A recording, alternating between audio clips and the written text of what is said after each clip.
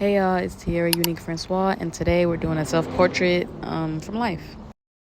I've been waking up at 3 a.m. for the past several days. I don't know what's up with that. I'm waking up completely energized, but on this day, I decided to actually get up, write, and draw. Lately, I've been really intentional about my sketching practice just because I remember how beneficial it was to me when I was doing it consistently. So I've been leading back into that lately to let my creative juices have somewhere to flow.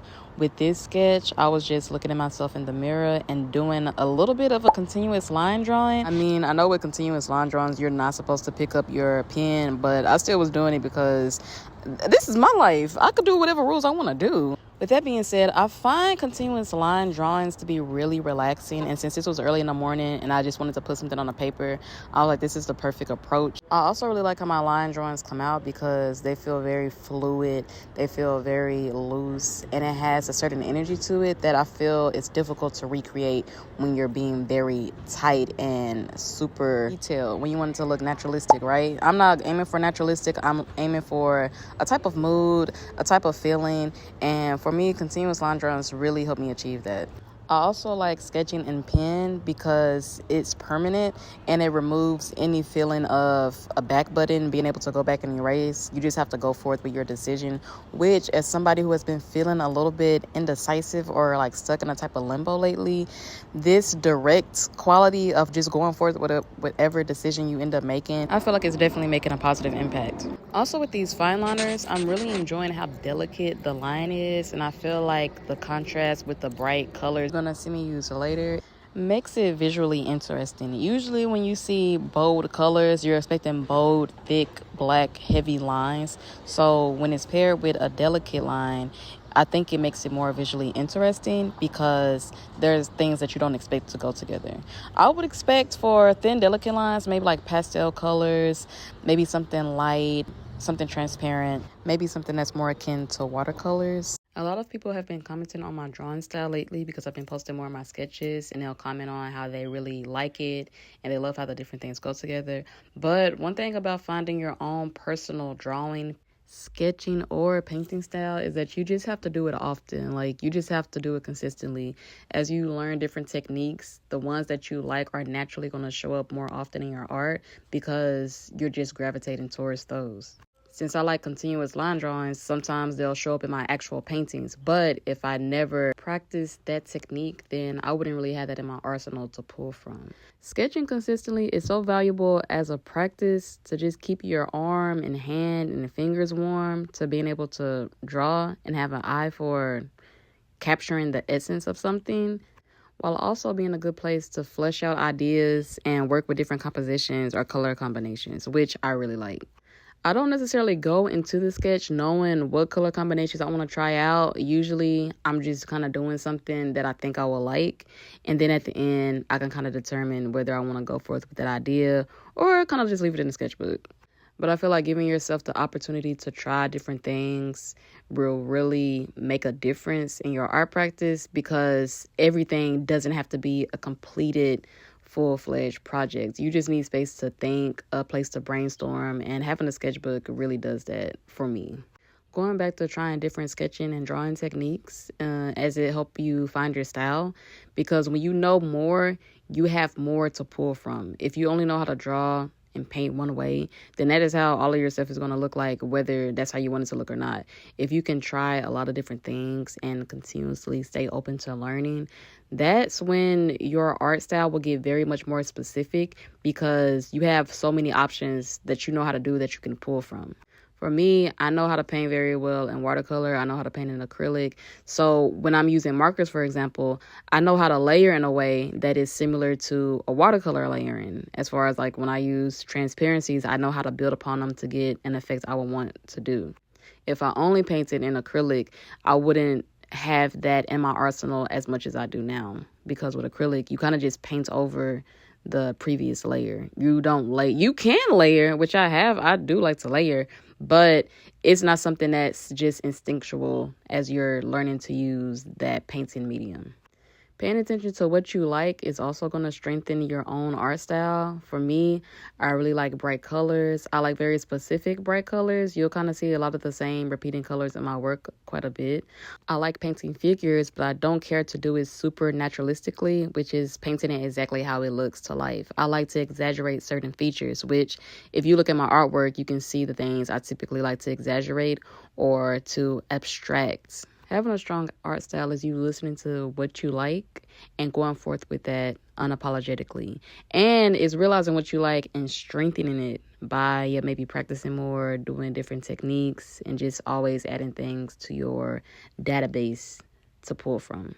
For me, I talk about this all the time. When I was a teenager, I wanted to draw people better because I wanted to just draw portraits. So I would spend like 40 minutes a day doing line of action sketches in my sketchbook just because I was like, noses are hard to draw. Feet are hard to draw. Hands are hard to draw. How can I learn how to draw these things? The only answer to learning how to draw those things is not a hack. You just have to draw them. You just have to draw them. That's how you'll start understanding the form. That's how you'll start understanding the shape. That's how you'll understand what you're looking at in a more intimate and immediate way. You just have to draw it more because as you observe it, you're going to understand it on a different level than trying to follow a hack that somebody kind of made for you as a quick. The more intentional time you spend on something, the more it'll show. We can tell. Typically, we could kind of tell what you're interested in when we look at your art. Do you like shading a lot? Do you like detail? Whether you're good at it or not is different, but we could probably pick up on what you're trying to focus on. The only way to get better at something is to do it consistently and to do it often and to do it repeatedly. When they say the best way to break the rules is to know them first, that's how I feel, hands down, when it comes to art.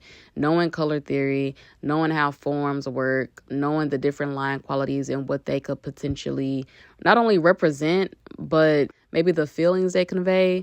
A pen mark is going to translate differently than a pen mark, than a brush mark. And if you do these things enough, you'll be able to pick up on that and kind of bend them to your will.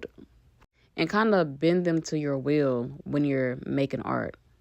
Also with sketching, don't be attached to it looking a specific type of way because sketching is just supposed to be for you to loosen up, for you to, again, brainstorm ideas. When you want this to be a finished art piece, that's not a sketch, that's a finished art piece, and they do two totally different things. Sometimes I think back to art school when I was at different classes and how attached everybody would be to their art pieces. And one thing that kind of struck me is, one, I understand being attached to something that you spend weeks on and you spend endless hours on, but also this shouldn't be the only thing that you're making. Like, this is for a class assignment. And when people say, how can you grade art? Art can be anything. It's like, yeah, well, that can be true in some cases. But if they want you to do a grayscale painting and a painting is not an appropriate grayscale, that means you're not going to get a good grade on that. I don't get it. If you're supposed to use a hatching technique to shade and you're not doing it appropriately, that means you're not going to get a good grade on that. If you have a certain project statement and your work is not really in line with that project statement because maybe you didn't have enough time to finish it, maybe you just couldn't convey what you were attempting to, that means that the grade on that is probably not going to be very high. So yeah, when people say you can't really grade art, I don't know if I feel like that's completely true, but everybody has a different opinion on that, which is fine, I guess. One thing about art is the idea of technique, of skill level, and also of concept. Like, you can have a strong concept, and if you could back it up with words and explain what you're trying to do, that's gonna carry you a long way. And now, if you're a reason and I just wanted to do that, I mean, that could be valid too, but that don't mean other people about to value that. That's not gonna change whether you're gonna keep saying that or not. Like, this is what I wanted to do and that's it. Okay, you could say that, but I don't know if that's gonna hold up in like a classroom setting or even in a professional art world, depending on who you are. But as a Black woman artist, I'm going to have a totally different experience than what, say, like a white man artist, right? Because people are going to typically trust him to know what he's doing just because of the world that we live in. White men are trusted to be like the default setting. So people kind of see them as like, well, he probably knows what he's talking about just internally. But with being a Black woman, you have to explain a lot of stuff, which is what I experienced in art school. And even after, it's like, sometimes it's good because you can get really specific about what you're talking about. But also sometimes it's like, I feel like people don't necessarily trust you to know what you're talking about. Like it's kind of like a test in some instances. At least that's what it feels like. But also, I really appreciate my identity giving me such a specific perspective of the world. And it's going to be things that I see that no one else can truly understand just because of my unique and very personal experience. Everybody has a personal experience in life, of course. But when yours is seen as othered, it highlights how different the way you see the world is compared to other people. Whatever you're interested in, just go forth with that. When I was in art school, they didn't teach me how to paint skin colors because I guess that wasn't important to them. They'll just use like maybe a nude or something like that. But if you ever paint it with the brown out the tube, it's very dull, it's very lackluster, and it just don't do the job. When we did an assignment for chromatic grays, as I was painting with that, I did the assignment, but as I was looking at the colors, I was like, this is a really rich brown. I was like, hold on. Since then, every time I paint skin colors, I understood that using a chromatic gray is going to give you a rich brown, but it's also going to give you a nice shade range, and it's just going to make for a very vibrant skin tone. I wouldn't say my professors taught me that. That's just something I realized after being observant and doing that assignment. So when I say just do your assignments in art school and don't hold that as far as like being your body of work is going to be the personal art that you want to make. School assignments are just that, school assignments. They can be in line with your body of work sometimes, but don't let that be the end all be all, because as an artist, making a lot of art is how you're going to get closer to your own personal style, your own personal voice.